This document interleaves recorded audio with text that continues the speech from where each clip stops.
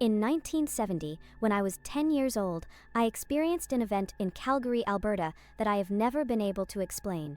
One afternoon, around 4:30 p.m., after staying late at school for volleyball practice, I was walking home across the school sports field. Our house was directly across the street from the school, and no other students were around, as classes had ended nearly an hour earlier.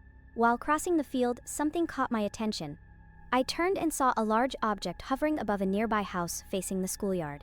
I was approximately 60 to 70 yards away. The object appeared to be centered over the house, extending beyond it on both sides, and I estimated it to be roughly 150 feet wide and 25 to 30 feet tall. It emitted an intense white light that was painful to look at. I briefly looked toward my house and noticed a car and a motorcycle driving along a nearby side street. I was confused that neither driver seemed to react to the object, which was clearly visible and extremely bright. At that moment, I felt an overwhelming force compel me to turn back toward the object. I tried to resist, but was unable to move or control my body.